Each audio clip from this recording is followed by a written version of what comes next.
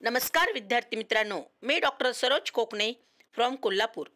विद्यार्थी मित्रांनो, मी आज विषय तुमच्या पुढे घेऊन आलेली आहे की नीट 2025 सिलेबस डिक्लेअर बाय NMC। तर NMCद्वारे नीट 2025 साठीचा जो सिलेबस आहे तो अपडेट केलेला आहे आणि 2025मध्ये ज्या स्टुडंटला अगदी आपली ही एक्झाम देणार आहे तर त्यांच्यासाठी फार इम्पॉर्टन्स आहे हा विषय।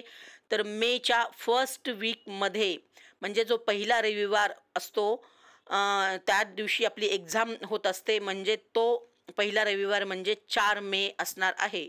आणि ही परीक्षा ह्या परीक्षेचं ते नोटिफिकेशन कधी मिळणार आहे तर अगदी हे फॉर्म भरण्याची सुरुवात जानेवारीच्या लास्ट आठवड्यात किंवा फेब्रुवारीच्या फर्स्ट वीकमध्ये NTA कडून होऊ शकते।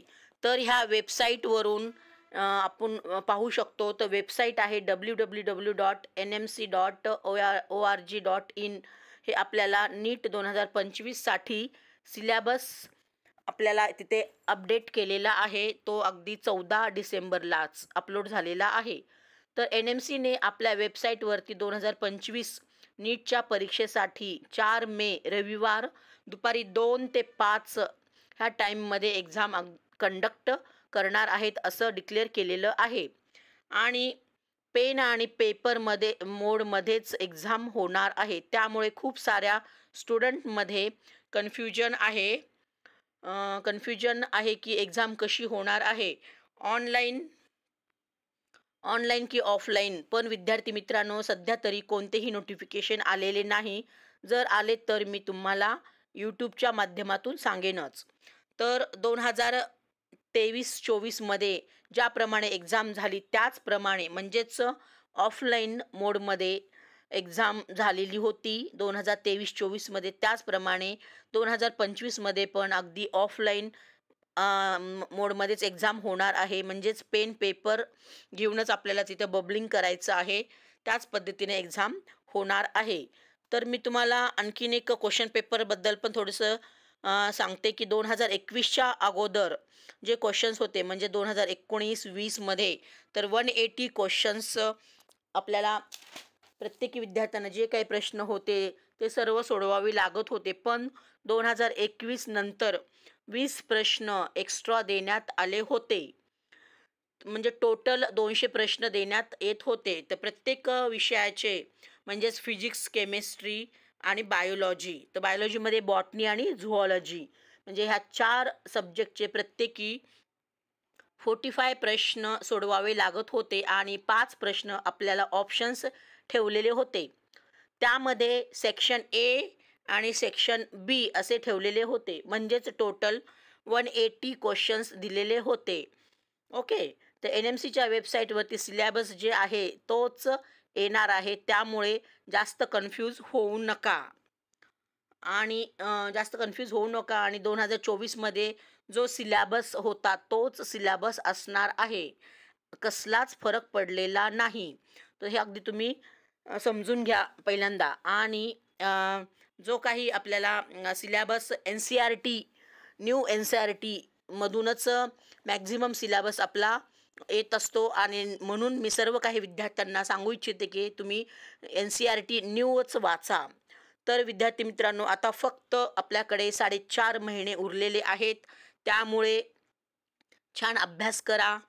म्हणजेच 4.5 महिने म्हणजे 135 डेज, 135 दिवस आपल्या हातामध्ये आहेत। आता फिजिक्स, केमिस्ट्री, बॉटनी आणि झुऑलॉजी हे सर्व विषय आपल्याला कव्हर करायचे आहेत, त्यामुळे जास्तीत जास्त वेळ वाया न घालवता अगदी सिरियसली स्टडी करा आणि मॉक टेस्टकडे मॅक्झिमम तुमचा कल असू द्या, कारण फुल सिलेबसची पण अगदी टेस्ट आता खूप सारे विद्यार्थी देत राहतात, त्यामुळे त्यांना तिथे अगदी निगेटिव्ह मार्किंग कशी होत असते त्याच्यामुळे तुम्हाला एक लक्षात येतो की आपल्याला मार्क्स पडत आहेत आणि आपले किती क्वेश्चन्स आपले चुकत आहेत, रॉंग येत आहेत किंवा आपले मायनस मार्क किती होत आहेत। तर हे सर्व काही गोष्टी आपल्याला टेस्टमधून आपल्याला लक्षात येतं, त्यामुळे मी खूप साऱ्या विद्यार्थ्यांना सांगू इच्छिते की तुम्ही मॉक टेस्ट देत चला, म्हणजे आपल्याला लक्षात येईल की आपल्याला किती मार्क पडत आहेत।